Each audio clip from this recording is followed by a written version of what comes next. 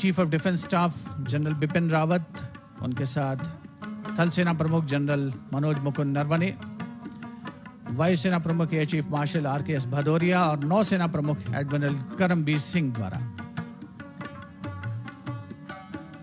As the world gets more interconnected and interdependent, nations taking part in each other's celebrations, particularly national celebrations, has and continues to be a sign of goodwill and camaraderie.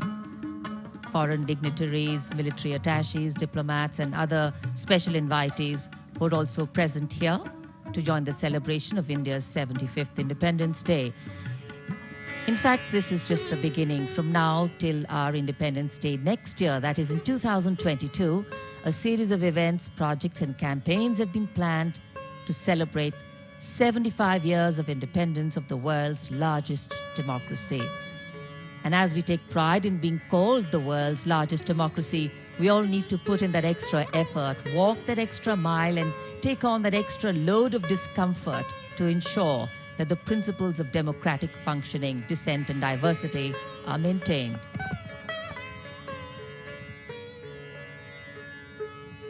स्वाधीनता दिवस के इस महाआयोजन में रक्षा मंत्रालय की प्रमुख भूमिका रहती है, जिसका संपूर्ण संयोजन का दायित्व संभाला है रक्षा सचिव डॉक्टर अजय कुमार ने। उनके साथ संयुक्त सचिव सतीश सिंह, मंत्रालय के अधिकारी और कर्मचारी रात दिन एक करते हैं इस महत्वपूर्ण आयोजन को परिणति तक पहुंचाने में।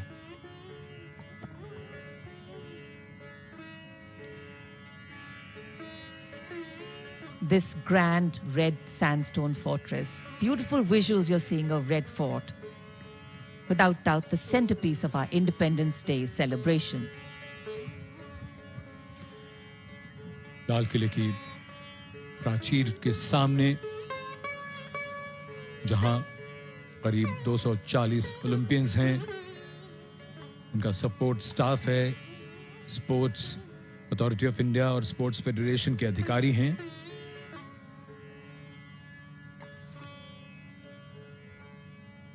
आज राष्ट्र का गौरव बढ़ाने वालों का राष्ट्र सम्मान कर रहा है। आजादी के बाद पिछले 74 वर्षों की यात्रा में यह सिद्ध हो गया है कि इस उपमहाद्वीप में ही नहीं बल्कि दुनिया भर में भारत की आवाज अब बहुत ध्यान से सुनी जाती है।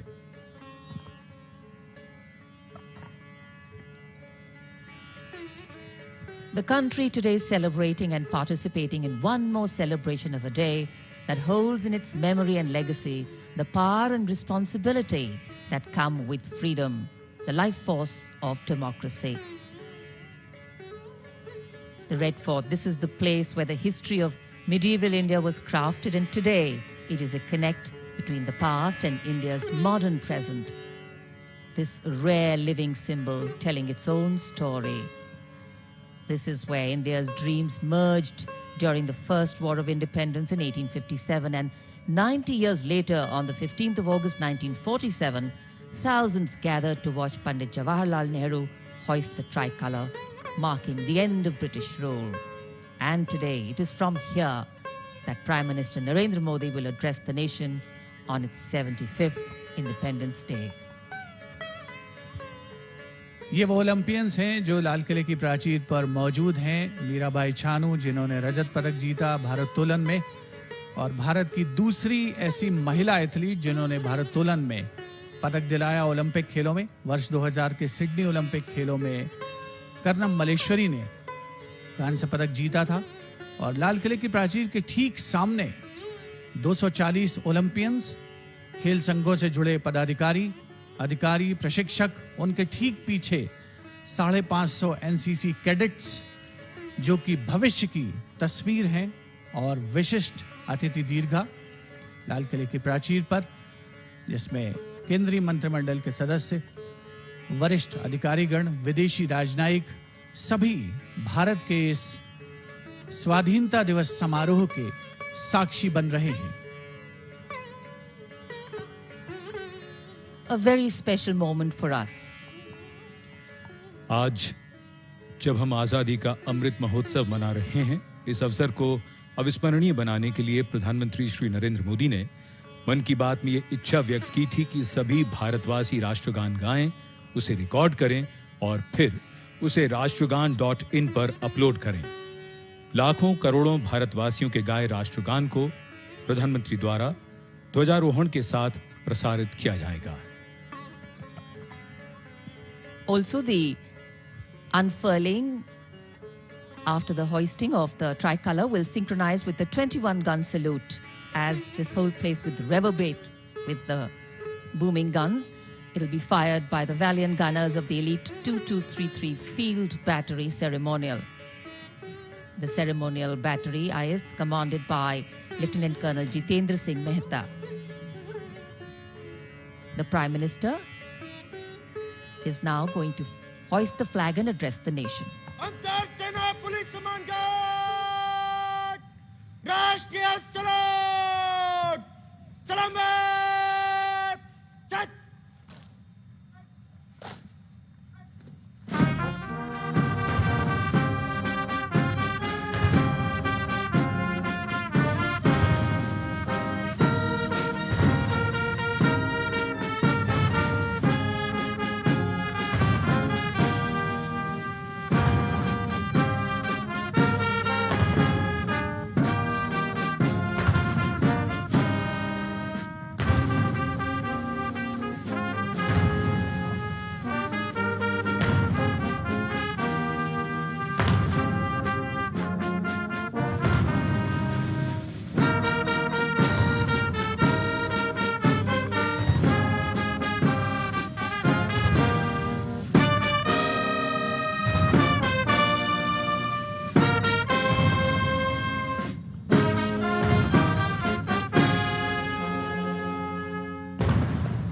अंतर सेना पुलिस सम्मान गार्ड बाजो चट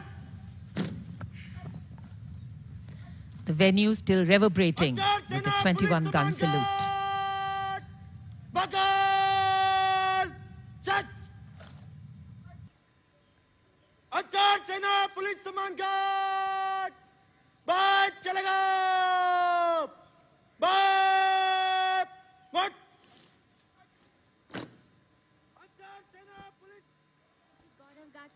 Prime Minister greeting people on either side of the dais, the VIP enclosures. And for the first time this year, as soon as the flag has been hoisted, flower petals will be showered at the venue by two Mi helicopters of the Indian Air Force in Amrit formation. Captain of the first helicopter will be Wing Commander Baldev Singh Bisht, and the second chopper will be commanded by Wing Commander Nikhil Mehrotra. आज के ऐतिहासिक अवसर को यादगार बनाते हुए करोड़ों भारतीयों के गाए राष्ट्रगान को ध्वजारोहण के समय एक साथ प्रसारित किया गया और इधर आकाश में दो Mi-17 हेलीकॉप्टर्स आकाश से पुष्प वर्षा करते हुए Petals of marigold and rose, adding their beautiful scent and color, and blessings, of course, as India celebrates her 75th Independence Day at the historic Red Fort.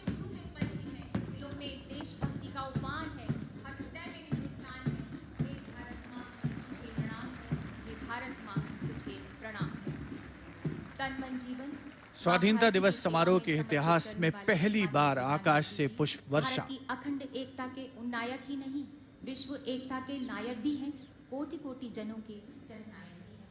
हमारा आपसे विनम्र निवेदन है माननीय प्रधानमंत्री जी कि कृपया राष्ट्र को संबोधित करें।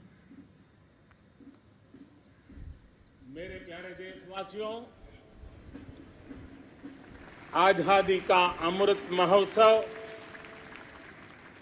75वें स्वतंत्रता दिवस पर आप सभी को और विश्व भर में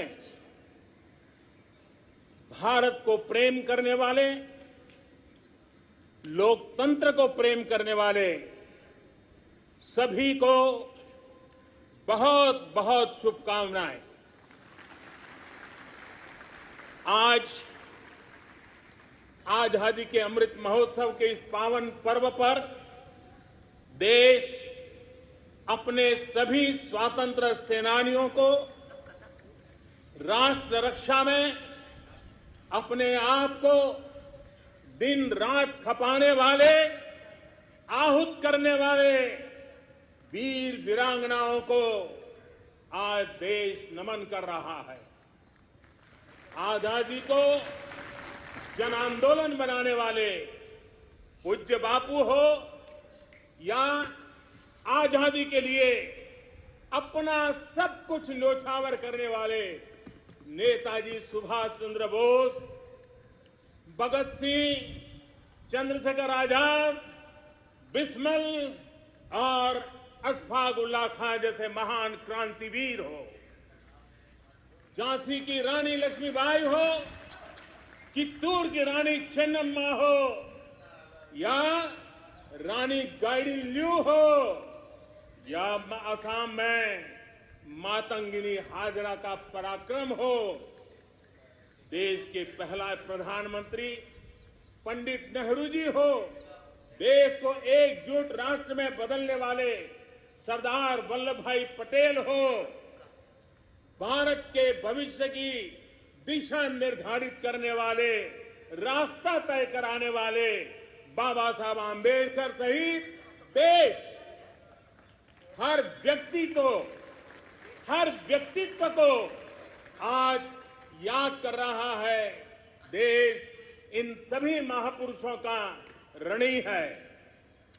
भारत तो बहुरत्ना वसुंधरा है और भारत के हर कोने में, हर कालखंड में अनगिनत लोगों ने, जिसके नाम भी शायद इतिहास की तवारीख में नहीं होंगे, ऐसे अनगिनत लोगों ने इस राष्ट्र को बनाया भी है, आगे बढ़ाया भी है। मैं ऐसे हर व्यक्तित्व का वंदन करता हूं, उनका अभिनंदन करता हूं।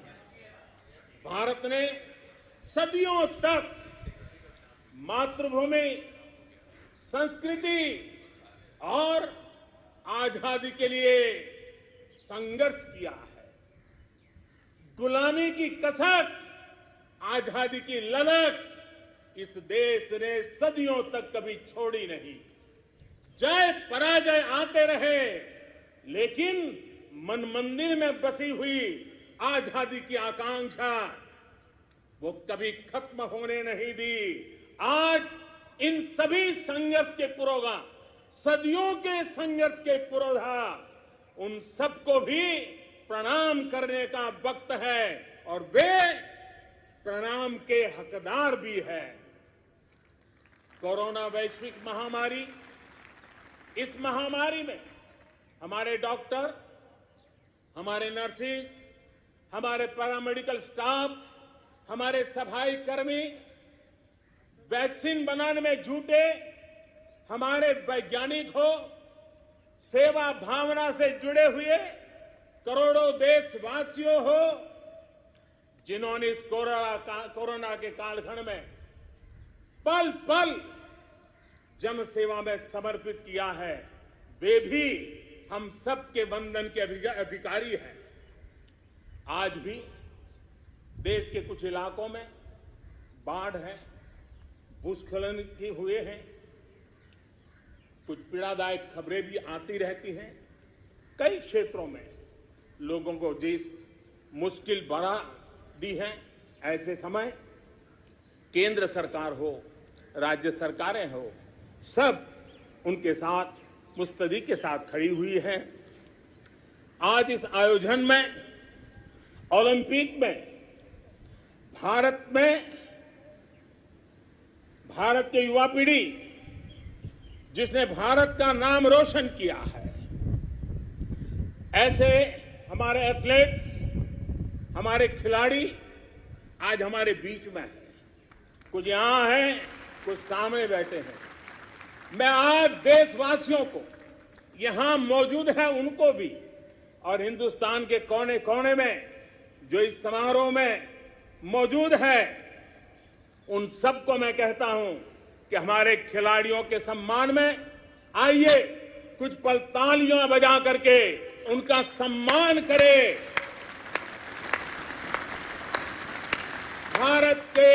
खेलों का सम्मान, भारत की युवा पीढ़ी का सम्मान, भारत को गौरव दिलाने वाले युवाओं का सम्मान, देश, करोड़ों देशवासी आज तालियों की गड़गड़ाहट के साथ हमारे इन जवानों का, देश की युवा पीढ़ी का गौरव कर रहे हैं, सम्मान कर रहे हैं।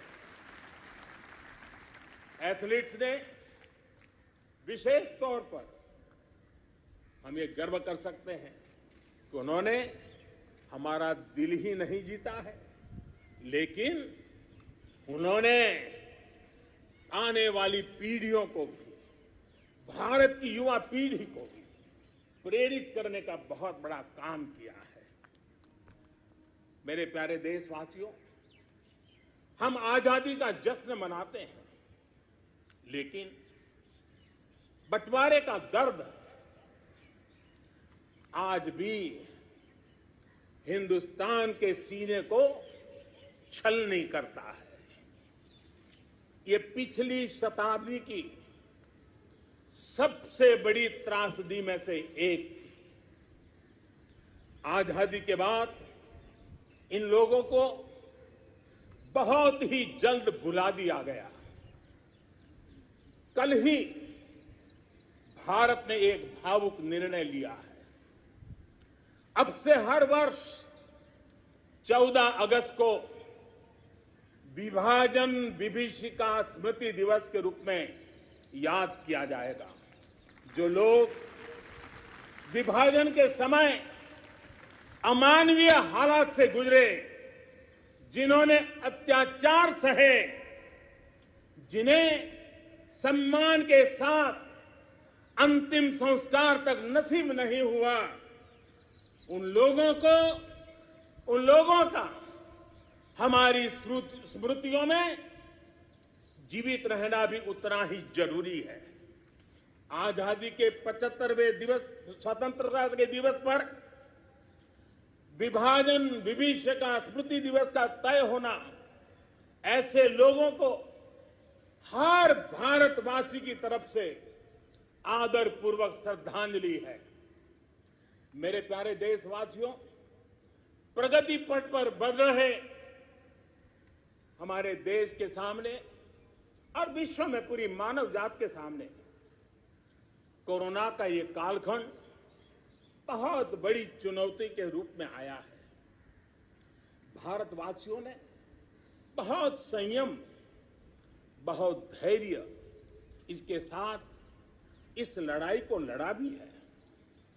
इस लड़ाई में हमारे सामने अनेक चुनौतियां थी, लेकिन हर क्षेत्र में हम देशवासियों ने असाधारण गति से काम किया है। हमारे वैज्ञानिकों ने, हमारे उद्यमियों की ताकत का ही ये परिणाम है कि भारत को वैक्सीन के लिए आज किसी और देश पर हमें निर्भर नहीं होना पड़ा। आप कल्पना कीजिए, पल भर सोचिए, अगर भारत के पास अपनी वैक्सीन नहीं होती तो क्या होता। पोलियो की वैक्सीन पाने में हमारे कितने साल बीत गए थे। इतने बड़े संकट में जब पूरी दुनिया में महामारी हो, तब हमें वैक्सीन कैसे मिलता। लेकिन भारत को शायद मिलता कि नहीं मिलता और कब मिलता, लेकिन आज गौरव से कह सकते हैं कि दुनिया का सबसे बड़ा वैक्सीनेशन प्रोग्राम हमारे देश में चल रहा है।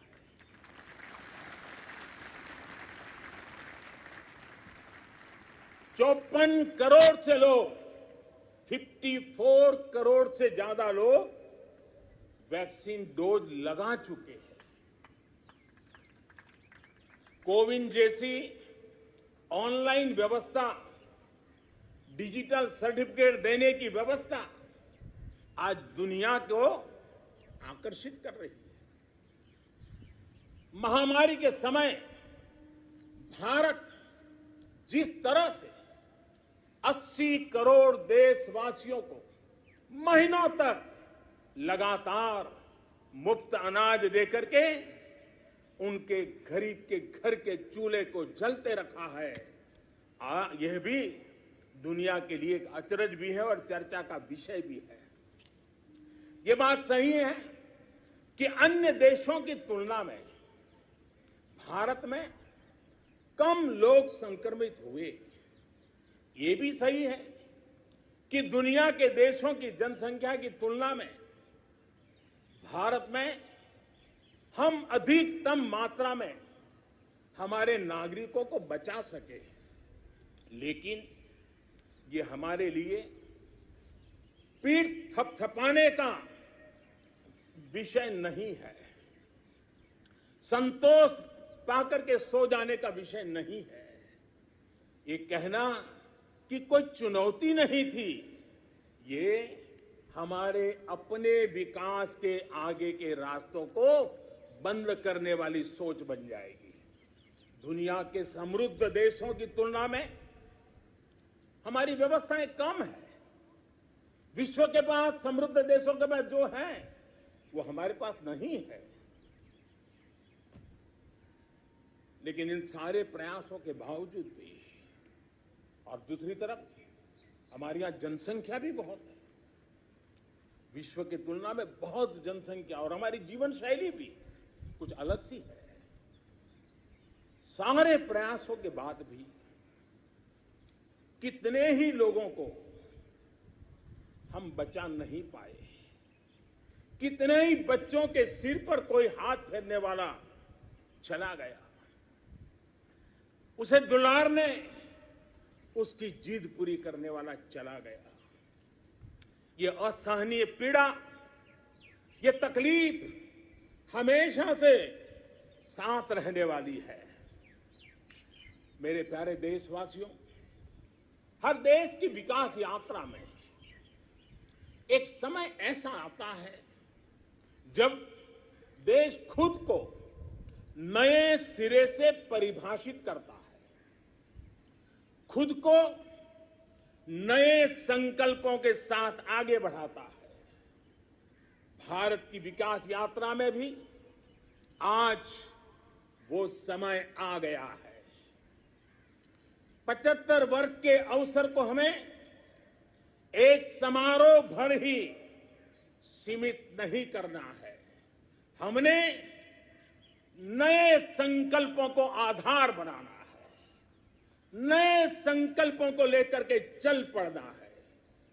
यहां से शुरू होकर अगले 25 वर्ष की यात्रा, जब हम आजादी के शताब्दी मनाएंगे, नए भारत के सृजन का यह अमृत काल है। इस अमृत काल में हमारे संकल्पों की सिद्धि हमें आजादी के 100 वर्ष तक ले जाएगी, गौरवपूर्ण रूप से ले जाएगी। अमृत काल का लक्ष्य है भारत और भारत के नागरिकों के लिए समृद्धि के नए शिखरों का आरोहण। अमृत काल का लक्ष्य है एक ऐसे भारत का निर्माण जहां सुविधाओं का स्तर गांव और शहर को बांटने वाला न हो। अमृत काल का लक्ष्य है एक ऐसे भारत का निर्माण जहां नागरिकों के जीवन में सरकार बेवजह दखल ना दे। अमृत काल का लक्ष्य है एक ऐसे भारत का निर्माण जहां दुनिया का हर आधुनिक इंफ्रास्ट्रक्चर हो, हम किसी से भी कम न हो। यही कोटि कोटि देशवासियों का संकल्प है।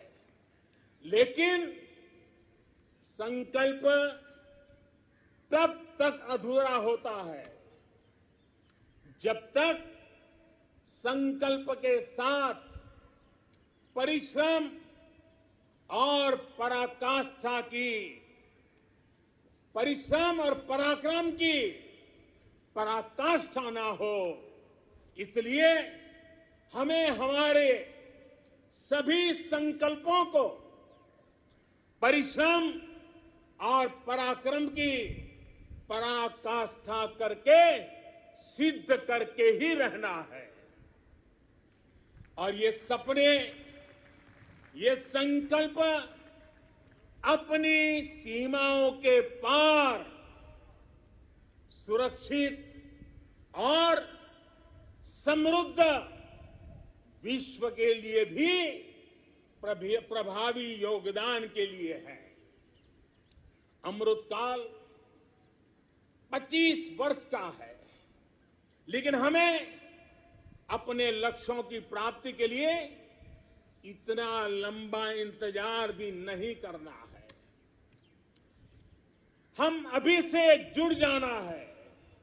हमारे पास गंवाने के लिए एक पल भी नहीं है।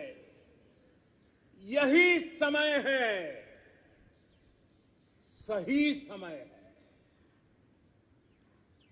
हमारे देश को भी बदलना होगा और हमें एक नागरिक के नाते अपने आप को भी बदलना ही होगा। बदलते हुए युग के अनुकूल हमें भी अपने आप को ढालना होगा। सबका साथ, सबका विकास, सबका विश्वास, इसी श्रद्धा के साथ हम सब जुट चुके हैं। लेकिन आज लाल किले की प्राचीर से आह्वान कर रहा हूं, सबका साथ, सबका विकास, सबका विश्वास और अब सबका प्रयास हमारे हर लक्ष्यों की प्राप्ति के लिए बहुत महत्वपूर्ण है।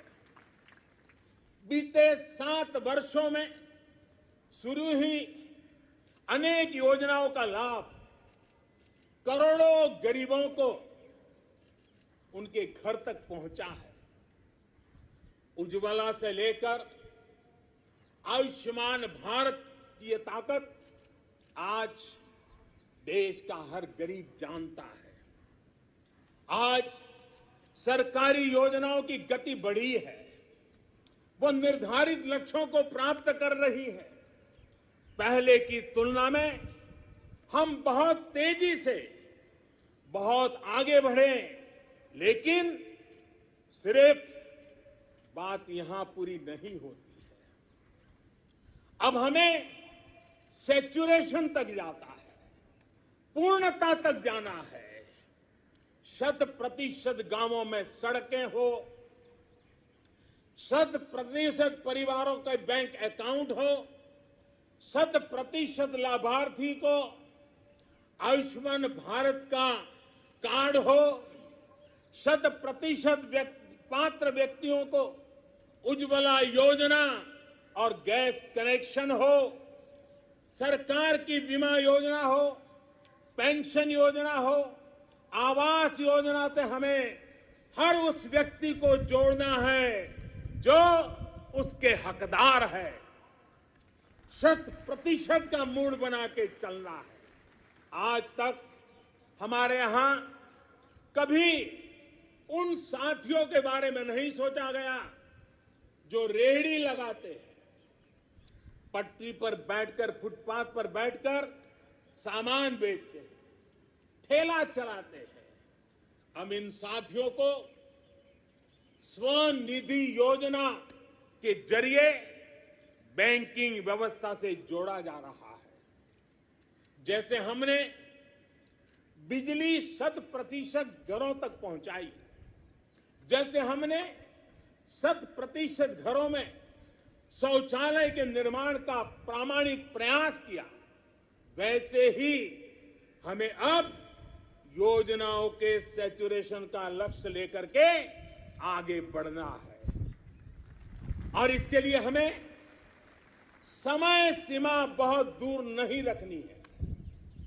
हमें कुछ ही वर्षों में अपने संकल्पों को साकार करना है। देश आज हर घर जल मिशन को लेकर के तेजी से काम कर रहा है। मुझे खुशी है कि जल जीवन मिशन के सिर्फ 2 वर्ष में 4.5 करोड़ से ज्यादा परिवारों को नल से जल मिलना शुरू हो गया, पाइप से वाटर मिलना शुरू हो गया है। करोड़ों माता बहनों का आशीर्वाद यही हमारी पूंजी है। इस 100% का सबसे बड़ा लाभ ये होता है कि सरकारी योजना के लाभ से कोई वंचित नहीं रहता। जब सरकार ये लक्ष्य बनाकर चलती है कि हमें समाज की आखिरी पंक्ति में जो व्यक्ति खड़ा है उस तक पहुंचना है, तो न कोई भेदभाव हो पाता है और न ही भ्रष्टाचार की गुंजाइश रहती है। मेरे प्यारे देशवासियों, देश के हर गरीब, हर व्यक्ति तक पोषण पहुंचाना भी सरकार की प्राथमिकता है। गरीब महिलाओं, गरीब बच्चों में कुपोषण और जरूरी पौष्टिक पदार्थों की कमी उनके विकास में बड़ी बाधा बनती है। इसे देखते हुए ये तय किया गया है कि सरकार अपनी अलग अलग योजनाओं के तहत जो चावल गरीबों को देती है उसे फोर्टिफाई करेगी, गरीबों को पोषण युक्त चावल देगी। राशन की दुकान पर मिलने वाला चावल हो, मिड डे मील में बालकों को मिलने वाला चावल हो, वर्ष 2024 तक हर योजना के माध्यम से मिलने वाला चावल फोर्टिफाई कर दिया जाएगा। मेरे प्यारे देशवासियों, आज देश में हर गरीब तक बेहतर स्वास्थ्य सुविधा पहुंचाने का अभियान भी तेज गति से चल रहा है। इसके लिए मेडिकल शिक्षा में जरूरी बड़े बड़े सुधार भी किए गए हैं। प्रिवेंटिव हेल्थ केयर पर भी उतना ही ध्यान दिया गया है। साथ साथ देश में मेडिकल सीटों में भी काफी बढ़ोतरी की गई है। आयुष्मान भारत योजना के तहत देश के गांव-गांव तक क्वालिटी स्वास्थ्य सेवाएं पहुंचाई जा रही है। जन औषधि योजना के माध्यम से गरीब को, मध्यम वर्ग को सस्ती दवाइयां उपलब्ध कराई जा रही है। अभी तक 75,000 से ज्यादा हेल्थ एंड वेलनेस सेंटर्स बनाए जा चुके हैं। अब ब्लॉक स्तर पर अच्छे अस्पतालों और आधुनिक लैब के नेटवर्क पर विशेष रूप से काम किया जा रहा है। बहुत जल्द देश के हजारों अस्पतालों के पास अपने ऑक्सीजन प्लांट भी होंगे। मेरे प्यारे देशवासियों, 21वीं सदी में भारत को नई ऊंचाई पर पहुंचाने के लिए भारत के सामर्थ्य का सही इस्तेमाल, पूरा इस्तेमाल, ये समय की मांग है, बहुत जरूरी है। इसके लिए जो वर्ग पीछे है, जो क्षेत्र पीछे है, उनकी हैंड होल्डिंग करनी ही होगी। मूलभूत जरूरतों की चिंता के साथ ही दलितों, पिछड़ों, आदिवासियों, सामान्य वर्ग के गरीबों के लिए आरक्षण सुनिश्चित किया जा रहा है। अभी हाल ही में मेडिकल शिक्षा के क्षेत्र में ऑल इंडिया कोटे में ओबीसी वर्ग में को आरक्षण की व्यवस्था भी की गई है। संसद में कानून बनाकर ओबीसी से जुड़ी सूची बनाने का अधिकार राज्यों को दे दिया गया है। मेरे प्यारे देशवासियों, जैसे हम ये सुनिश्चित कर रहे हैं कि समाज की विकास यात्रा में कोई व्यक्ति ना छूटे, कोई वर्ग ना छूटे, वैसे ही देश का कोई भूभाग, देश का कोई कोना भी पीछे नहीं छूटना चाहिए। विकास सर्वांगी होना चाहिए, विकास सर्वस्पर्शी होना चाहिए, विकास सर्वसमावेशक होना चाहिए। देश के ऐसे क्षेत्रों को आगे लाने के लिए पिछले 7 वर्षों में जो प्रयास किए गए हैं, अब उसे और तेजी देने की दिशा में हम आगे बढ़ रहे हैं। हमारा पूर्वी भारत, नॉर्थ ईस्ट, जम्मू कश्मीर, लद्दाख सहित पूरा हिमालय का क्षेत्र हो, हमारी कोस्टल बेल्ट या फिर आदिवासी अंचल हो, ये भविष्य में भारत की विकास यात्रा का बहुत बड़ा आधार बनने वाले हैं।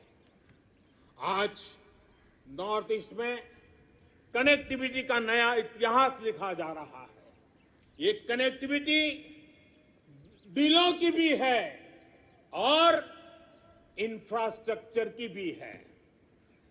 बहुत जल्द नॉर्थ ईस्ट के सभी राज्यों की राजधानियों को रेल सेवा से जोड़ने का काम पूरा होने वाला है।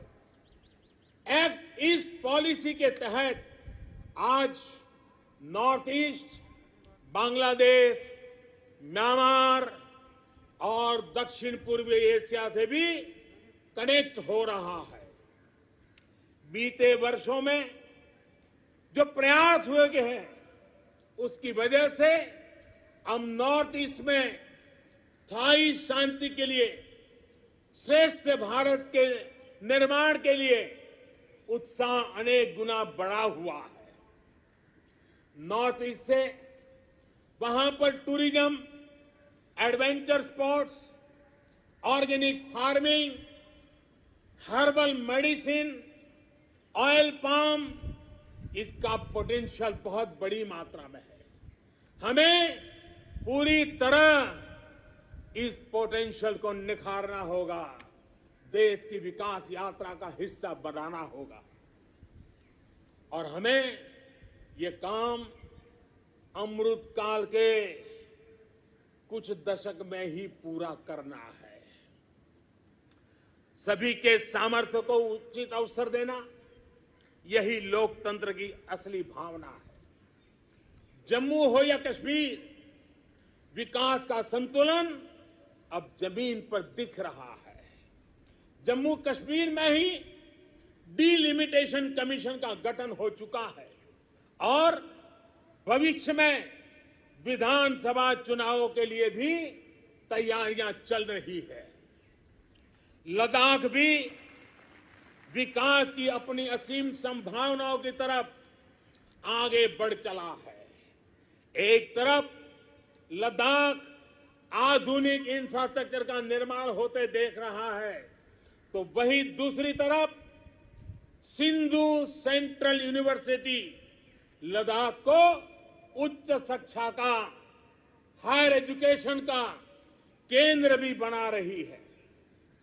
21वीं सदी के इस दशक में भारत ब्लू इकोनॉमी के अपने प्रयासों को और तेजी देगा। हमें एक्वा कल्चर के साथ साथ सीवीड की खेती में जो नई संभावना बन रही है, उन संभावनाओं का भी पूरा लाभ उठाना है। डीप ओशन मिशन समंदर की असीम संभावनाओं को तलाशने की हमारी महत्वाकांक्षा का प्रमाण है। जो खनिज संपदा समंदर के में छिपी हुई है, जो थर्मल एनर्जी समंदर के पानी में है, और वो देश के विकास को नई बुलंदी दे सकती है। देश के जिन जिलों के लिए ये माना गया था कि ये पीछे रह गए, हमने उनकी आकांक्षाओं को भी जगाया है। देश में 110 से अधिक आकांक्षी जिले, एस्पिरेशनल डिस्ट्रिक्ट जिलों में शिक्षा, स्वास्थ्य, पोषण, सड़क, रोजगार से जुड़ी योजनाओं को प्राथमिकता दी जा रही है। इनमें से अनेक जिले हमारे आदिवासी अंचल में हैं। हमने इन जिलों के बीच विकास की एक तंदुरुस्त स्पर्धा का एक उत्साह पैदा किया है। ये आकांक्षी जिले भारत के अन्य जिलों की बराबरी तक पहुंचे, उस दिशा में तेज स्पर्धा चल रही है। मेरे प्यारे देशवासियों, अर्थ जगत में पूंजीवाद और समाजवाद, इसकी चर्चा तो बहुत होती है, लेकिन भारत सहकारवाद पर भी बल देता है। सहकारवाद हमारी परंपरा, हमारी संस्कारों के भी अनुकूल है। सहकारवाद जिसमें जनता जनार्दन की सामूहिक शक्ति का अर्थव्यवस्था की चालक शक्ति के रूप में ड्राइविंग फोर्स बने, ये देश के ग्रास रूट लेवल की इकोनॉमी के लिए एक अहम क्षेत्र है। कोऑपरेटिव ये सिर्फ कानून नियमों की जंजाल वाली एक व्यवस्था नहीं है, बल्कि कोऑपरेटिव एक स्पिरिट है, कोऑपरेटिव एक संस्कार है, एक कोऑपरेटिव एक सामूहिक चलने की मन प्रवृत्ति है। उनका सशक्तिकरण हो, इसके लिए हमने अलग मंत्रालय बनाए कर इस दिशा में कदम उठाया है। और राज्यों के अंदर जो सहकारी क्षेत्र है, उसको जितना ज्यादा बल दे सके, वो बल देने के लिए हमने ये कदम उठाया है। मेरे प्यारे देशवासियों, इस दशक में हमने गांवों में नई अर्थव्यवस्था के निर्माण के लिए पूरी शक्ति लगानी होगी। आज हम अपने गांवों को तेजी से परिवर्तित होते देख रहे हैं। बीते कुछ वर्षों में गांवों तक सड़क और बिजली की सुविधाओं को पहुंचाने के रहे थे, वो पूरा कालखंड हमारा रहा। लेकिन अब गांवों को ऑप्टिकल फाइबर नेटवर्क, डेटा की ताकत पहुंच रही है, इंटरनेट पहुंच रहा है। गांव में भी डिजिटल एंटरप्रेन्योर तैयार हो रहे हैं। गांव में जो हमारी सेल्फ हेल्प ग्रुप से जुड़ी 8 करोड़ से अधिक बहनें हैं, वो एक से बढ़कर एक प्रोडक्ट्स बनाती है।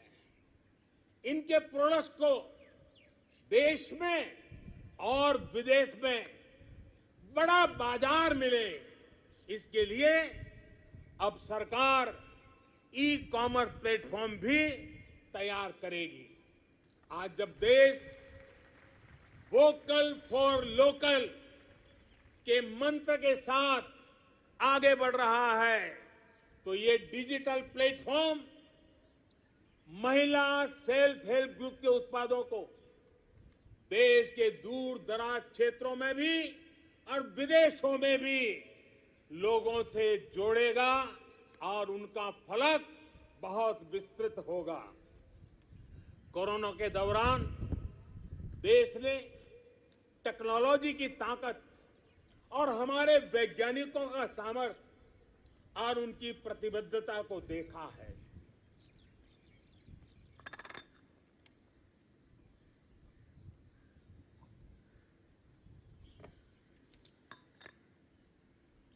देश के हर क्षेत्र में हमारे वैज्ञानिक बहुत सूझबूझ से काम कर रहे हैं। अब समय आ गया है कि हम अपने कृषि क्षेत्र में भी वैज्ञानिकों की क्षमताओं और उनके सुझावों को भी हमारे एग्रीकल्चर सेक्टर में जोड़ें। अब हम ज्यादा इंतजार नहीं कर सकते हैं और हमें इसका पूरा लाभ भी उठाना है।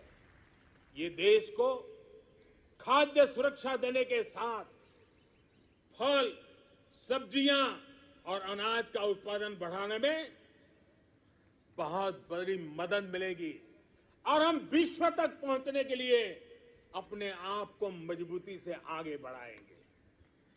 इन प्रयासों के बीच हमें कृषि सेक्टर की एक बड़ी चुनौती की भी और ध्यान देना है। ये चुनौती है गांव के लोगों के पास कम होती जमीन। बढ़ती हुई आबादी के साथ परिवार में जो बंटवारे हो रहे हैं उसकी वजह से किसानों की जमीन छोटी छोटी से छोटी होती जा रही है। देश के 80% से ज्यादा किसान ऐसे हैं जिनके पास 2 हेक्टेयर से भी कम जमीन है। 2 हेक्टेयर से भी कम। पहले जो देश में नीतियां थी और हम देखें 100 में से 80 किसान उनके पास 2 हेक्टेयर से भी कम जमीन, यानी देश का किसान एक प्रकार से छोटा किसान है। पहले जो देश में नीतियां बनी उनमें इन छोटे किसानों को जितनी प्राथमिकता देनी चाहिए थी, उन पर जितना ध्यान केंद्रित करना चाहिए था, वो रह गया। अब देश में इन्हीं छोटे किसानों को ध्यान में रखते हुए कृषि सुधार किए जा रहे हैं, निर्णय लिए जा रहे हैं। फसल बीमा योजना में सुधार हो, एमएसपी को 1.5 गुना करने का बड़ा महत्वपूर्ण निर्णय हो, छोटे किसानों को किसान क्रेडिट कार्ड से सस्ते दर से बैंक से कर्ज मिले इसकी व्यवस्था हो, सोलर पावर से जुड़ी योजनाएं खेत तक पहुंचाने की बात हो, किसान उत्पादक संगठन हो, ये सारे प्रयास छोटे किसानों की ताकत बढ़ाएंगे। आने वाले समय में ब्लॉक लेवल तक वेयर हाउस की फैसिलिटी क्रिएट करने का भी अभियान चलाया जाएगा। हर छोटे किसानों के छोटे छोटे खर्च को ध्यान में रखते हुए पीएम किसान सम्मान निधि योजना चलाई जा रही है।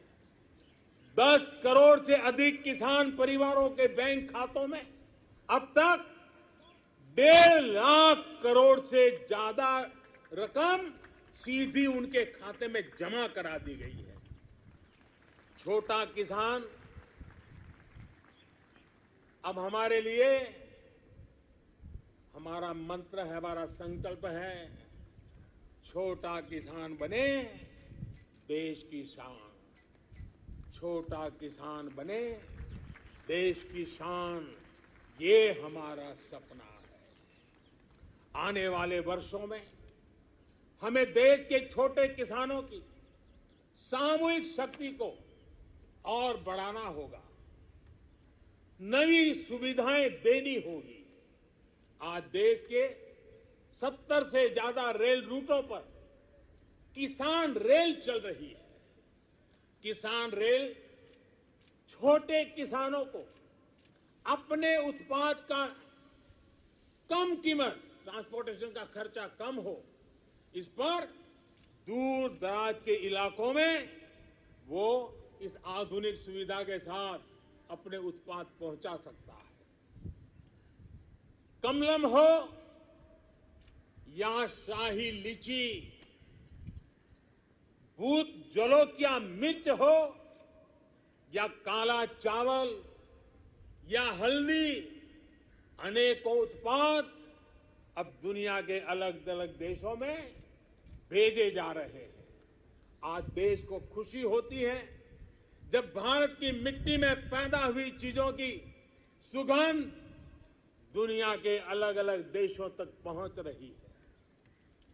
भारत के खेत से निकली सब्जियां और खाद्यान्न से आज दुनिया का टेस्ट बन रहा है। मेरे प्यारे देशवासियों, कैसे आज गांवों के सामर्थ्य को बढ़ाया जा रहा है, उसका एक उदाहरण है स्वामित्व योजना। हम सब जानते हैं कि गांवों में जमीन की कीमत का क्या हल होता है।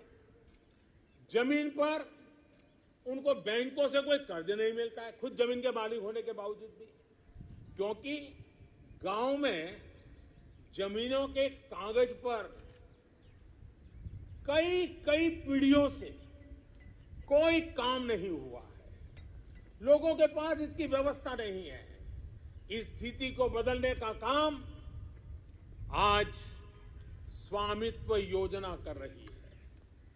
आज गांव-गांव हर एक घर की, हर जमीन की ड्रोन के जरिए मैपिंग हो रही है।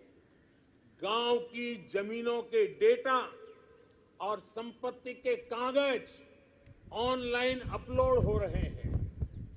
इससे न सिर्फ गांवों में जमीन से जुड़े विवाद समाप्त हो रहे हैं, बल्कि गांव के लोगों को बैंक से आसानी से लोन भी मिलने की व्यवस्था निर्माण हुई है। गांव गरीब की जमीनें विवाद का नहीं, विकास का आधार बने। देश आज उस दिशा में बढ़ रहा है। मेरे प्यारे देशवासियों, स्वामी विवेकानंद जी जब भारत के भविष्य की बात करते थे, अपनी आंखों के सामने मां भारती की भव्यता का जब वो दर्शन करते थे, तब वो कहते थे, जहां तक हो सके अतीत की ओर देखो, जहां तक हो सके अतीत की ओर देखो। पीछे जो चीर नूतन झरना बह रहा है, पीछे जो चीर नूतन झरना बह रहा है, आकंठ उसका जल पियो। और उसके बाद देखिए स्वामी विवेकानंद जी की विशेषता, उसके बाद सामने की ओर देखो, आगे बढ़ो और भारत को पहले से भी कहीं ज्यादा उज्जवल, महान, श्रेष्ठ बनाओ। आजादी के 75वें वर्ष में हमारा दायित्व है कि अब हम देश के असीम सामर्थ्य पर विश्वास करते हुए आगे बढ़े। हमें मिलकर काम करना होगा नेक्स्ट जनरेशन इंफ्रास्ट्रक्चर के लिए। हमें मिलकर काम करना होगा वर्ल्ड क्लास मैन्युफैक्चरिंग के लिए। हमें मिलकर काम करना होगा कटिंग एज इनोवेशंस के लिए। हमें मिलकर काम करना होगा न्यू एज टेक्नोलॉजी के लिए। मेरे प्यारे देशवासियों, आधुनिक विश्व में प्रगति की बुनियाद आधुनिक इंफ्रास्ट्रक्चर पर खड़ी होती है। ये मध्यम वर्ग की आवश्यकताओं, आकांक्षाओं की भी पूर्ति करते हैं। कमजोर इंफ्रास्ट्रक्चर का बहुत बड़ा नुकसान विकास की गति को भी होता है, शहरी मध्यम वर्ग को भी होता है। मेरे प्यारे देशवासियों, इसी बात को समझते हुए जल, थल, नभ हर क्षेत्र में देश ने असाधारण स्पीड और स्केल पर काम करके दिखाया है। नए जलमार्ग, वाटरवेज हो, नए नए स्थानों को सी प्लेन से जोड़ना हो, देश में बहुत तेजी से काम चल रहा है। भारतीय रेलवे भी तेजी से आधुनिक अवतार में ढल रही है। देश ने संकल्प लिया है कि आजादी के अमृत महोत्सव आपको मालूम होगा, हमने इस आजादी के अमृत महोत्सव को 75 सप्ताह तक मनाना तय किया है। 12 मार्च से शुरू हुआ है और 2023 15 अगस्त तक इसको चलाना है। उत्साह भर से आगे बढ़ना है और इसलिए देश ने एक बहुत महत्वपूर्ण फैसला लिया है। आजादी के अमृत महोत्सव के 75 सप्ताह में, इन 75 सप्ताह में 75 वंदे भारत ट्रेनें देश के हर कोने को आपस से जोड़ करके रही होगी। आज जिस गति से देश में नए एयरपोर्ट का निर्माण हो रहा है, उड़ान योजना दूर दराज के इलाकों को जोड़ रही है, यह अभूतपूर्व है। आज हम देख रहे हैं कि कैसे बेहतर एयर कनेक्टिविटी लोगों के सपनों को नई उड़ान देती है। मेरे प्यारे देशवासियों, भारत को आधुनिक इंफ्रास्ट्रक्चर के साथ ही इंफ्रास्ट्रक्चर निर्माण में होलिस्टिक अप्रोच, इंटीग्रेटेड अप्रोच अपनाने की बहुत जरूरत है।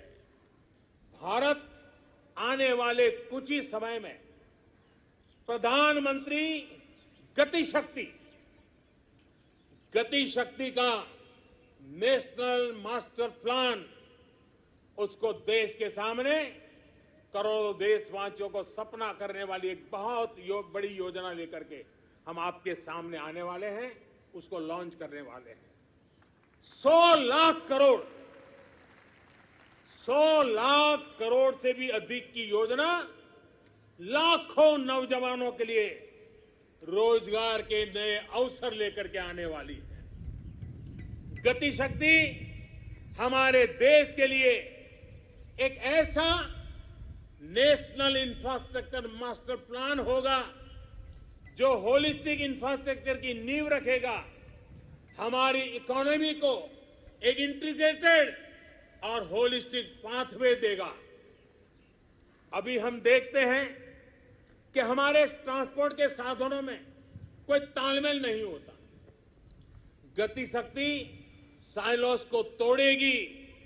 भविष्य के रास्ते से हम इन सब रोड़ों को, जितनी कठिनाइयां हैं, उनको हटाएगी।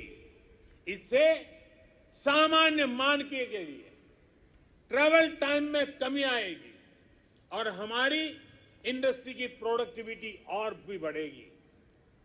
गति शक्ति हमारे लोकल मैन्युफैक्चरर्स को ग्लोबली कॉम्पिटिटिव करने में भी बहुत बड़ी मदद करेगी और इससे फ्यूचर इकोनॉमिक जोन्स के निर्माण की नई संभावनाएं भी विकसित होगी।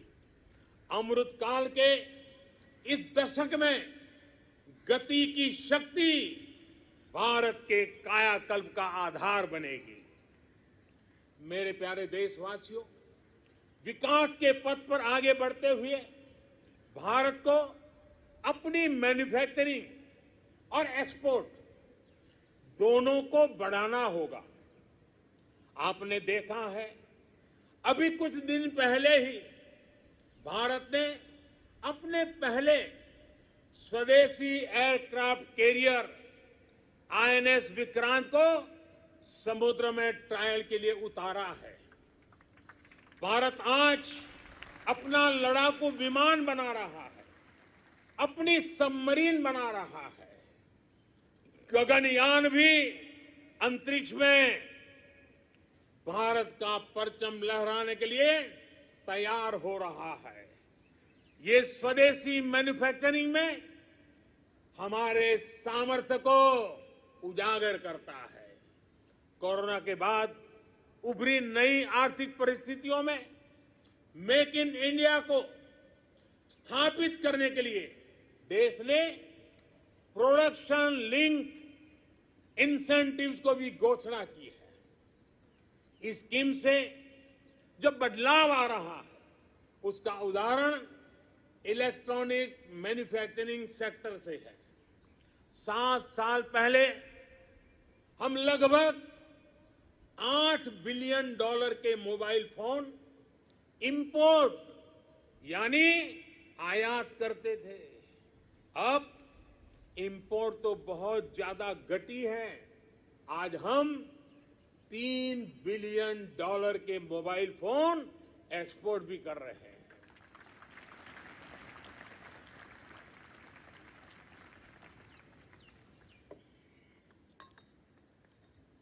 आज जब हम हमारे मैन्युफैक्चरिंग सेक्टर को गति मिल रही है तो हमें ये ध्यान रखना है कि हम भारत में जो बनाएं उसे हमें बेस्ट क्वालिटी के साथ ग्लोबल कंपटीशन में टिके और हो सके तो एक कदम आगे बढ़ें, ये तैयारी करनी है और ग्लोबल मार्केट को हमने टारगेट करना है।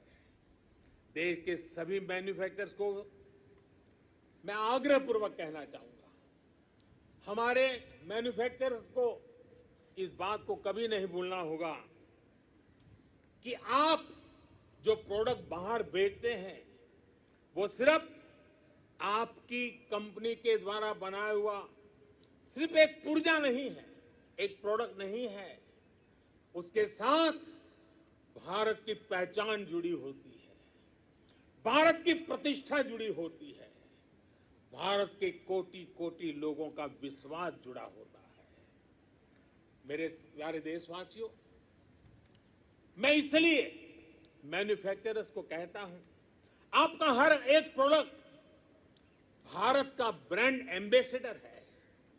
जब तक वो प्रोडक्ट इस्तेमाल में ले आया जाता रहेगा, उसे खरीदने वाला कहेगा, बड़े गर्व से कहेगा, सीना तान करके कहेगा, हाँ ये मेड इन इंडिया है। ये मिजाज चाहिए। अब आपके मन में दुनिया के मार्केट में छा जाने का सपना होना चाहिए। इस सपने को पूरा करने के लिए सरकार हर तरह से आपके साथ खड़ी है। मेरे प्यारे देशवासियों, आज देश के अलग अलग सेक्टर्स और देश के छोटे शहरों में भी, टियर 2, टियर 3 सिटीज में भी नए नए स्टार्टअप बन रहे हैं। उनकी भारतीय प्रोडक्ट्स को अंतर्राष्ट्रीय बाजार में जाने में बड़ी भूमिका भी है। सरकार अपने इन स्टार्टअप्स के साथ पूरी ताकत के साथ खड़ी है। उन्हें आर्थिक मदद देना हो, टैक्स में छूट देना हो, उनके लिए नियमों को सरल बनाना हो, सब कुछ किया जा रहा है। हमने देखा है कोरोना के इस कठिन काल में ही हजारों नए स्टार्टअप्स उभर करके आए हैं।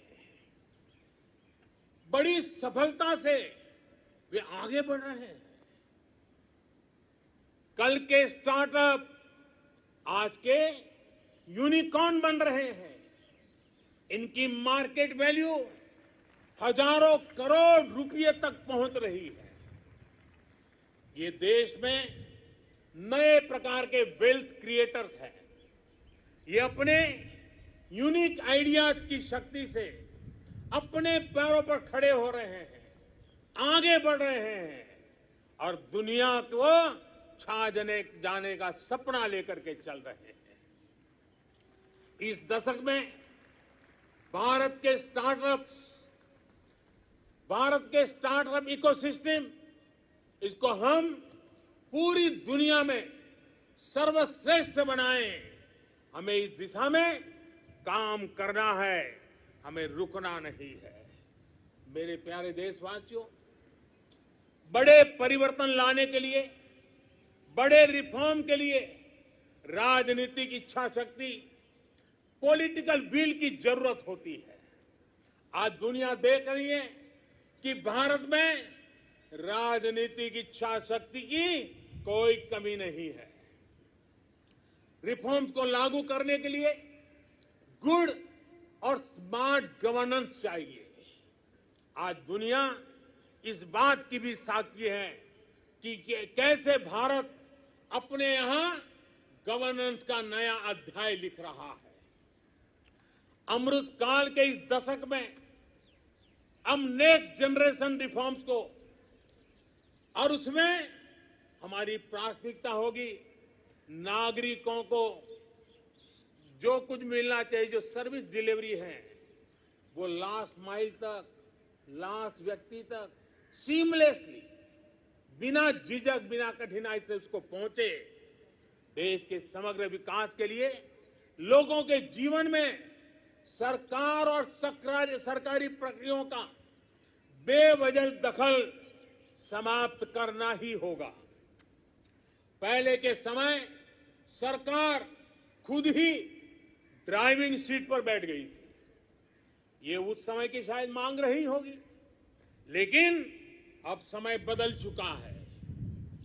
बीते 7 वर्षों में देश में इसके लिए प्रयास भी बढ़ा है कि देश के लोगों को अनावश्यक कानूनों के जाल, अनावश्यक प्रक्रियाओं के जाल से मुक्ति दिलाए जाए। अब तक देश के सैकड़ों पुराने कानूनों को समाप्त किया जा चुका है। कोरोना के इस कालखंड में भी सरकार ने 15,000 से ज्यादा कंप्लायंसेस को समाप्त किया है।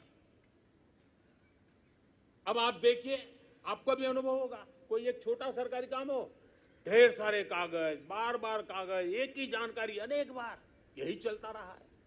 15,000 कंप्लायंसेस को हमने खत्म किया है। आप सोचिए, 200 साल पहले, एक उदाहरण मैं देना चाहता हूं। 200 साल पहले हमारे यहां एक कानून चला आ रहा है।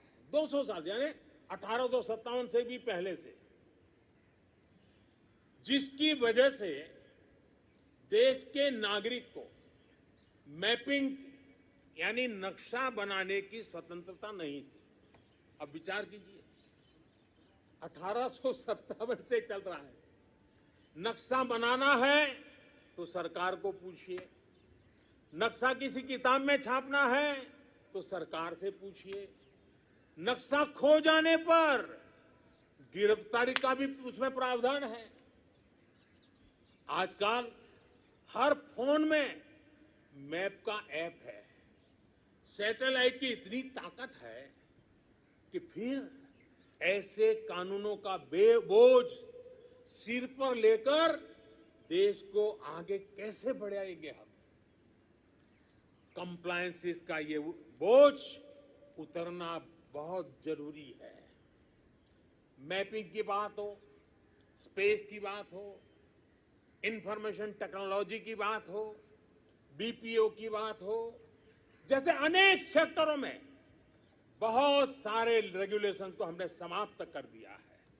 मेरे प्यारे देशवासियों, बेवजह कानूनों की जकड़ से मुक्ति, ईज ऑफ लिविंग, साथ साथ ईज ऑफ डूइंग बिजनेस, दोनों के लिए बहुत ही जरूरी है।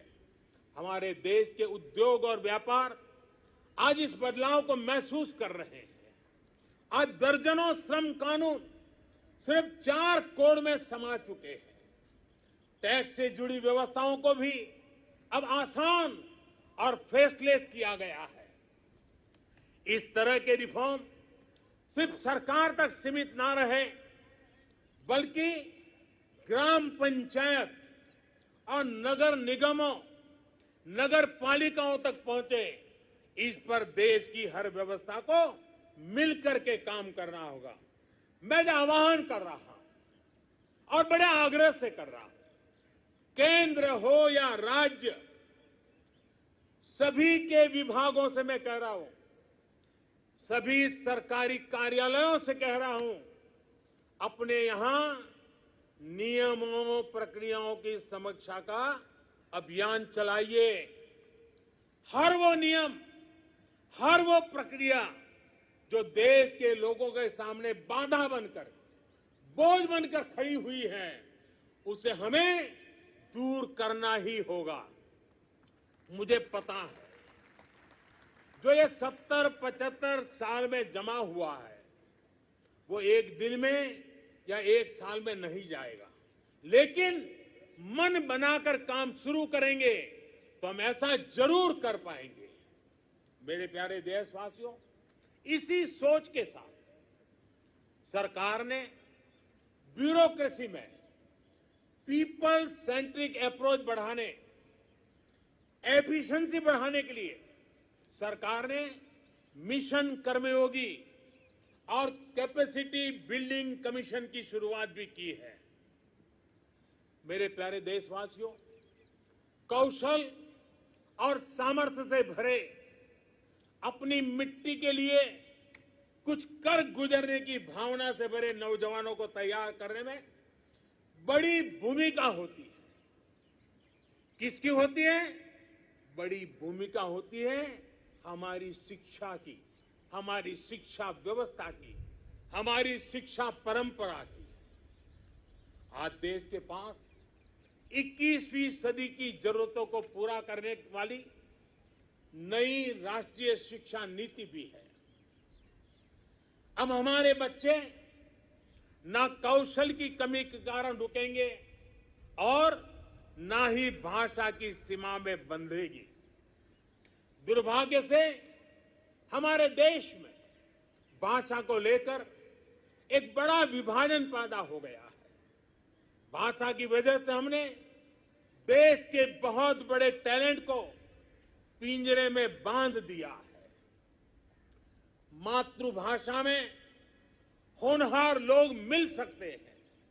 मातृभाषा में पढ़े हुए लोग आगे आएंगे तो उनका आत्मविश्वास और बढ़ेगा। जब गरीब की बेटी, गरीब का बेटा मातृभाषा में पढ़कर प्रोफेशनल बनेंगे तो उनके सामर्थ्य के साथ न्याय होगा। नई राष्ट्रीय शिक्षा नीति में गरीबी के खिलाफ लड़ाई का साधन भाषा है, ऐसा मैं मानता हूं।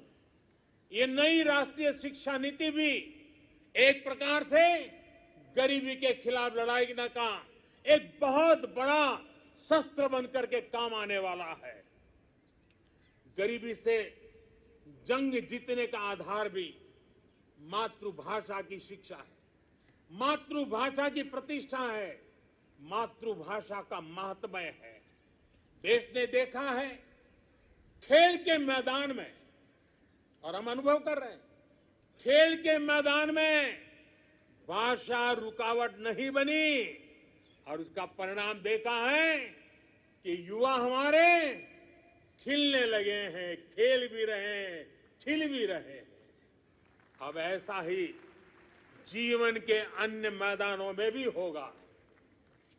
नई राष्ट्रीय शिक्षा नीति, उसकी एक और विशेष बात है, इसमें स्पोर्ट्स को एक्स्ट्रा करिकुलर के जगह मेन स्ट्रीम पढ़ाई का हिस्सा बनाया गया है। जीवन को आगे बढ़ाने में जो भी प्रभावी माध्यम है, उनमें एक स्पोर्ट्स भी है। जीवन में संपूर्णता के लिए जीवन में खेलकूद होना, स्पोर्ट्स होना बहुत आवश्यक है। एक समय था जब खेलकूद की मुख्य धारा नहीं समझा जाता था। मां बाप भी बच्चों से कहते थे कि खेलते ही रहोगे तो जीवन बर्बाद कर लोगे। अब देश में फिटनेस को लेकर, स्पोर्ट्स को लेकर एक जागरूकता आई है। इस बार ओलंपिक में भी हमने देखा है, हमने अनुभव किया है। ये बदलाव हमारे देश के लिए एक बहुत बड़ा टर्निंग पॉइंट है। इसलिए आज देश में खेलों में टैलेंट, टेक्नोलॉजी और प्रोफेशनलिज्म लाने के जो अभियान चल रहा है, इस दशक में हमें उसे और तेज करना है और व्यापक करना है। ये देश के लिए गौरव की बात है कि शिक्षा हो या खेल, बोर्ड्स के नतीजे हो या ओलंपिक का मैदान, हमारी बेटियां आज अभूतपूर्व प्रदर्शन कर रही है। आज भारत की बेटियां अपना स्पेस लेने के लिए आतुर है। हमें यह सुनिश्चित करना है कि हर कैरियर और कार्य क्षेत्र में महिलाओं की समान सहभागिता हो। हमें यह सुनिश्चित करना है कि सड़क से लेकर वर्क प्लेस तक में हर जगह पे महिलाओं में सुरक्षा का एहसास हो, सम्मान का भाव हो। इसके लिए देश के शासन प्रशासन को, पुलिस और न्याय व्यवस्था को, नागरिकों को अपनी 100% जिम्मेदारी निभानी है। इस संकल्प को हमें आजादी के 75 साल का संकल्प बनाना है। आज मैं खुशी देशवासियों से साझा कर रहा हूं। मुझे लाखों बेटियों के संदेश मिलते थे कि वो भी सैनिक स्कूल में पढ़ना चाहती हैं। उनके लिए भी सैनिक स्कूलों के दरवाजे खोले जाएं। 2-2.5 साल पहले मिजोरम के सैनिक स्कूल में पहली बार बेटियों को प्रवेश देने का हमने एक छोटा सा प्रयोग प्रारंभ किया था। अब सरकार ने तय किया है कि देश के सभी सैनिक स्कूलों को देश की बेटियों के लिए भी खोल दिया जाएगा। देश के सभी सैनिक स्कूलों में अब बेटियां भी पढ़ेगी। विश्व में नेशनल सिक्योरिटी का जितना महत्व है, वैसा ही महत्व एनवायरमेंट सिक्योरिटी को दिए जाने लगा है। भारत आज एनवायरमेंटल सिक्योरिटी की एक मुखर आवाज है। आज बायोडायवर्सिटी हो या लैंड न्यूट्रलिटी, क्लाइमेट चेंज हो या वेस्ट रिसाइकलिंग, ऑर्गेनिक फार्मिंग हो या वेस्ट रिसाइकलिंग, ऑर्गेनिक फार्मिंग हो या गोवर्धन से बायोगैस हो और एनर्जी कंजर्वेशन हो या क्लीन एनर्जी ट्रांजिशन, पर्यावरण की दिशा में भारत के प्रयास आज परिणाम दे रहे हैं। भारत ने वन क्षेत्र को या फिर नए नेशनल पार्क की संख्या, बाघों की संख्या और एशियाटिक लायन सभी में वृद्धि हर देशवासी के लिए खुशी की बात है। मेरे प्यारे देशवासियों, भारत की इन सफलताओं के बीच एक और सच को भी हमें समझना होगा। भारत आज एनर्जी इंडिपेंडेंट नहीं है। भारत आज एनर्जी इंपोर्ट के लिए सालाना 12 लाख करोड़ रुपए से भी अधिक खर्च करता है। भारत की प्रगति के लिए आत्मनिर्भर भारत बनाने के लिए भारत का एनर्जी इंडिपेंडेंट होना समय की मांग है, अनिवार्य है। इसलिए आज भारत को यह संकल्प लेना होगा कि हम आजादी के 100 साल होने से पहले भारत को एनर्जी इंडिपेंडेंट बनाएंगे।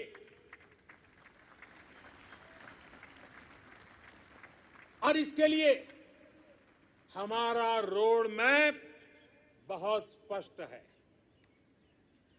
गैस बेस्ड इकोनॉमी है, देश भर में सीएनजी पीएनजी का नेटवर्क हो, 20% इथेनॉल ब्लेंडिंग का टारगेट हो। भारत एक तय लक्ष्य के साथ आगे बढ़ रहा है। भारत ने इलेक्ट्रिक मोबिलिटी की तरफ भी कदम बढ़ाया है और रेलवे के 100% इलेक्ट्रिफिकेशन पर भी काम तेज गति से आगे बढ़ रहा है। भारतीय रेलवे ने 2030 तक नेट जीरो कार्बन एमिटर बनने का लक्ष्य रखा है। इन सारे प्रयासों के साथ ही देश मिशन सर्कुलर इकोनॉमी इस पर भी बल दे रहा है। हमारी व्हीकल स्क्रैप पॉलिसी इसका एक बड़ा उदाहरण है। आज G20 के जो देशों का समूह है उसमें भारत एकमात्र देश ऐसा है जो अपने क्लाइमेट गोल्स को प्राप्त करने की दिशा में तेजी से आगे बढ़ रहा है।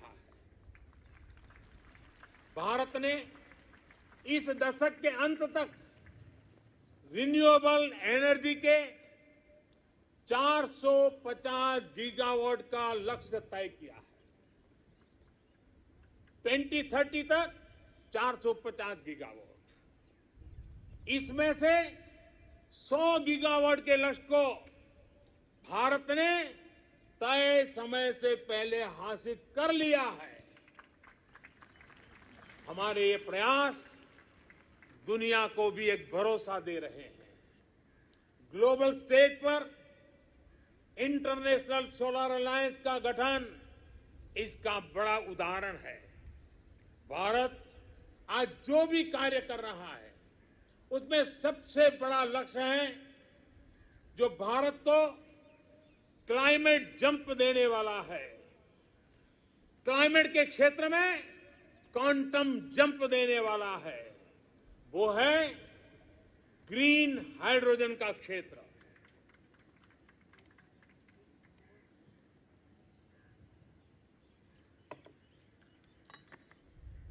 ग्रीन हाइड्रोजन के क्षेत्र के लक्ष्य की प्राप्ति के लिए मैं आज इस तिरंगे की साक्षी में नेशनल हाइड्रोजन मिशन की घोषणा कर रहा हूं। अमृतकाल में हमें भारत को ग्रीन हाइड्रोजन के प्रोडक्शन और एक्सपोर्ट का ग्लोबल हब बनाना है। ये ऊर्जा के क्षेत्र में भारत की एक नई प्रगति उसको आत्मनिर्भर बढ़ाएगा और पूरे विश्व में क्लीन एनर्जी ट्रांजिशन की नई प्रेरणा भी बनेगा। ग्रीन ग्रोथ से ग्रीन जॉब के नए नए अवसर हमारे युवाओं के लिए, हमारे स्टार्टअप के लिए आज दस्तक दे रहे हैं। मेरे प्यारे देशवासियों, 21वीं सदी का आज का भारत बड़े लक्ष्य गढ़ने और उन्हें प्राप्त करने का सामर्थ्य रखता है। आज भारत उन विषयों को भी हल कर रहा है जिनके सुलझाने में दशकों से, सदियों से इंतजार था। आर्टिकल 370 को बदलने का ऐतिहासिक फैसला हो, देश को टैक्स के जाल से मुक्ति दिलाने वाली व्यवस्था, जीएसटी हो, हमारे फौजी साथियों के लिए वन रैंक वन पेंशन का निर्णय हो, राम जन्मभूमि केस का शांतिपूर्ण समाधान, ये सब हमने बीते कुछ वर्षों में सच होते देखा है। त्रिपुरा में दशकों बाद ब्रू रियांग समझौता होना हो, ओबीसी कमीशन को संवैधानिक दर्जा देना हो, या फिर जम्मू कश्मीर में आजादी के पहली बार बीडीसी और डीडीसी चुनाव, भारत की संकल्प शक्ति लगातार सिद्ध कर रहा है। आज कोरोना के इस दौर में भारत में रिकॉर्ड विदेशी निवेश आ रहा है। भारत का विदेशी मुद्रा भंडार भी अब तक के सबसे ऊंचे स्तर पर है। सर्जिकल स्ट्राइक और एयर स्ट्राइक करके भारत ने देश के दुश्मनों को नए भारत के सामर्थ्य का संदेश भी दे दिया है। ये बताता है कि भारत बदल रहा है, भारत बदल सकता है। भारत कठिन से कठिन फैसले भी ले सकता है और कड़े से कड़े फैसले लेने में भी भारत झिझकता नहीं है, रुकता नहीं है। मेरे प्यारे देशवासियों, सेकंड वर्ल्ड वॉर के बाद, द्वितीय विश्व युद्ध के बाद वैश्विक संबंधों का स्वरूप बदल गया। कोरोना के बाद भी पोस्ट कोरोना नए वर्ल्ड ऑर्डर की संभावना है। कोरोना के दौरान दुनिया ने भारत के प्रयासों को देखा भी है और सराहा भी है। आज दुनिया भारत को एक नई दृष्टि से देख रही है। इस दृष्टि के दो महत्वपूर्ण पहलू हैं, एक आतंकवाद और दूसरा विस्तारवाद। भारत इन दोनों ही चुनौतियों से लड़ रहा है और सधे हुए तरीके से बड़ी हिम्मत के साथ जवाब भी दे रहा है। हम भारत अपने दायित्वों को सही तरीके से निभा पाए, इसके लिए हमारी रक्षा तैयारों को भी उतना ही सदृढ़ रहना होगा।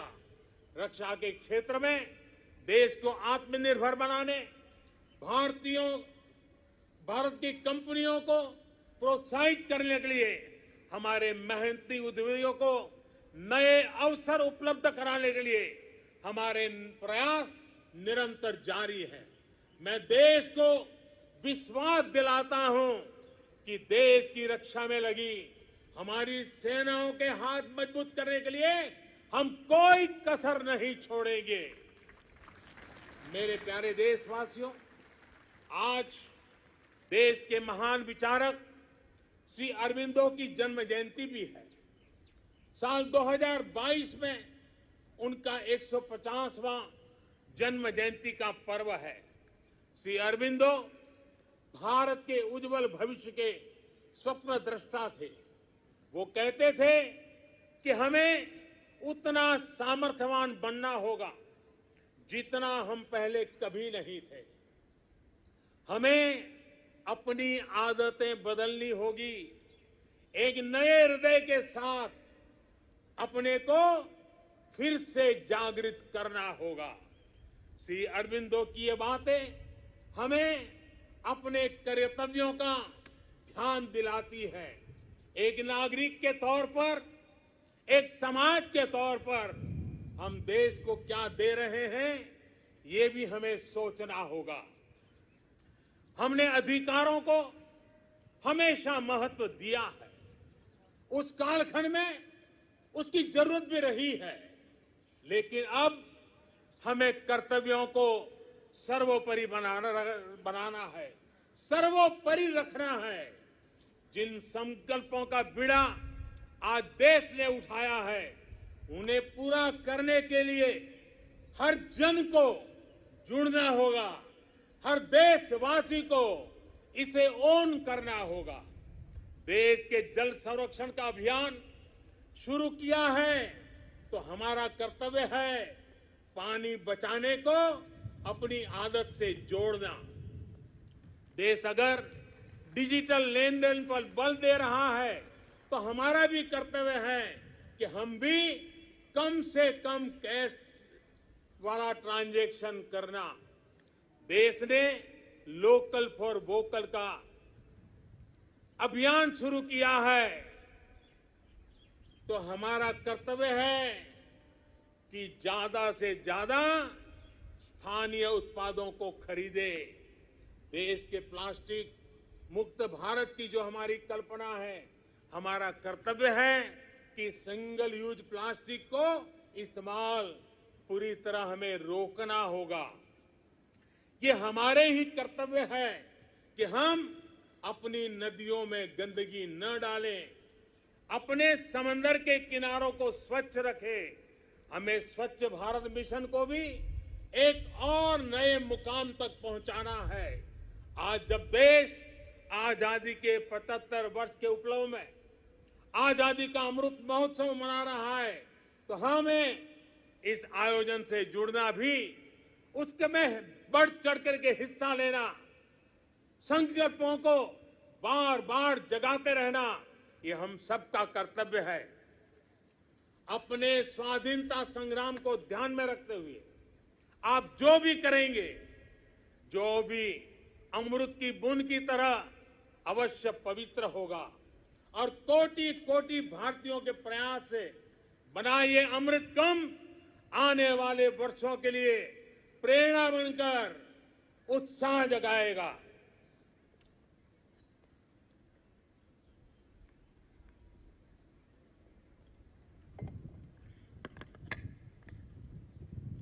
मेरे प्यारे देशवासियों, मैं भविष्य दृष्टा नहीं हूं, मैं कर्म के फल पर विश्वास करता हूं। मेरा विश्वास है मेरे देश के युवाओं पर, मेरा विश्वास है देश की बहनों पर, देश की बेटियों पर, देश के किसानों पर, देश के प्रोफेशनल्स पर। ये कैन डू जनरेशन है, कैन डू जनरेशन है। ये हर लक्ष्य हासिल कर सकती है। मुझे विश्वास है कि जब 2047 आजादी का स्वर्णिम उत्सव, आजादी के 100 साल होंगे, जो भी प्रधानमंत्री होगा, आज से 25 साल के बाद जो भी प्रधानमंत्री होंगे, वो जब झंडारोहण करते होंगे तो मैं आज विश्वास से कहता हूं, वो अपने भाषण में जिन सिद्धियों का वर्णन करेंगे, वो सिद्धियां वही होगी जो आज देश संकल्प कर रहा है। ये मेरा विजय का विश्वास है। आज मैं जो संकल्प रूप में बोल रहा हूं, वो 25 साल के बाद जो भी ध्वजारोहण करते होंगे, वे सिद्धि के रूप में बोलेंगे। देश सिद्धि के रूप में उसका गौरव गान करता होगा। जो आज देश के युवा हैं, वो उस समय भी देखेंगे कि देश ने कैसे ये कमाल करके दिखाया है। 21वीं सदी में भारत के सपनों और आकांक्षाओं को पूरा करने से कोई भी बाधा अब हमें रोक नहीं सकती। हमारी ताकत हमारी जीवटता है, हमारी ताकत हमारी एकजुटता है, हमारी प्राण शक्ति राष्ट्र प्रथम, सदैव प्रथम की भावना है। ये समय है साझा स्वप्न देखने का, ये समय है साझा संकल्प करने का, ये समय है साझा प्रयत्न करने का, और यही समय है हम विजय की ओर बढ़ चले। और इसलिए मैं फिर कहता हूं,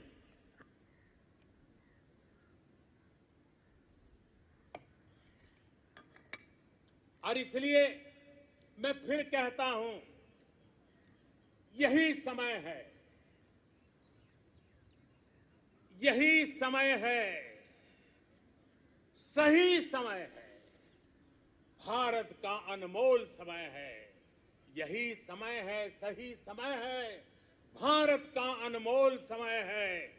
असंख्य भुजाओं की शक्ति है, असंख्य भुजाओं की शक्ति है।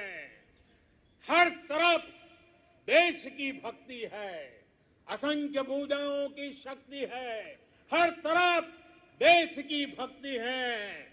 तुम उठो, तिरंगा लहरा दो, तुम उठो, तिरंगा लहरा दो, भारत के भाग्य को फहरा दो, भारत के भाग्य को फहरा दो। यही समय है, सही समय है, भारत का अनमोल समय है। कुछ ऐसा नहीं, कुछ ऐसा नहीं जो कर न सको, कुछ ऐसा नहीं जो पा न सको। तुम उड़ जाओ, तुम उड़ जाओ, तुम जुट जाओ। सामर्थ्य को अपने पहचानो, सामर्थ्य को अपने पहचानो। कर्तव्य को अपने सब जानो, कर्तव्य को अपने सब जानो। यही समय है, सही समय है, भारत का अनमोल समय है। जब देश आजादी के 100 साल पूरा करेगा तो देशवासियों के लक्ष्य यथार्थ में बदले, मेरी यही कामना है। इन्हीं शुभकामनाओं के साथ सभी देशवासियों को 75वें स्वतंत्रता दिवस की मैं फिर एक बार बधाई देता हूं। और मेरे साथ हाथ ऊपर करके बोलेंगे, जय हिंद, जय हिंद, जय हिंद, वंदे, वंदे, वंदे, भारत माता की, भारत माता की, भारत माता की। बहुत बहुत धन्यवाद।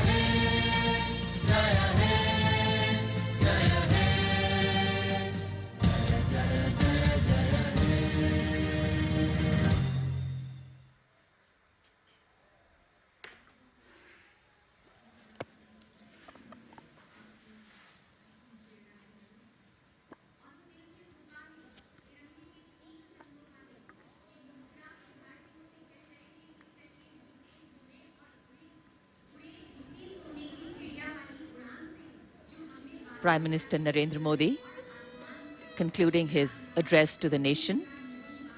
And there we see the release of hundreds of balloons in the colors of the national flag. And as the light blue of the sky welcomes the colors of our national flag, freedom and independence take symbolic forms, light, free from baggage, and moving up towards a higher, hopeful, and harmonious future.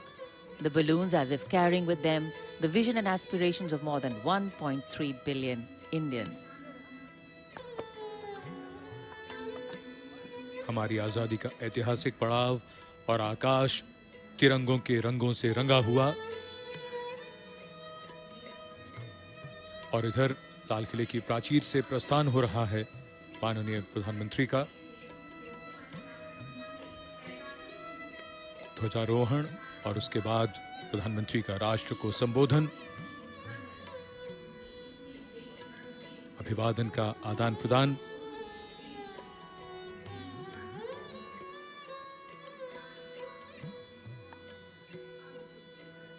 इस तरह के आयोजन और उनमें corona protocols का पूरी तरह के साथ पालन किया गया। आमंत्रित अतिथियों की संख्या, उनके बैठने की व्यवस्था, सब कुछ बड़ी बारीकी से ध्यान रखा जाता है। और अब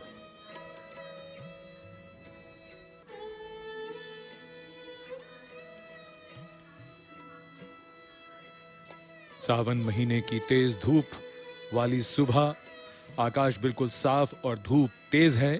सूर्य का प्रकाश अपने पूरे तेज के साथ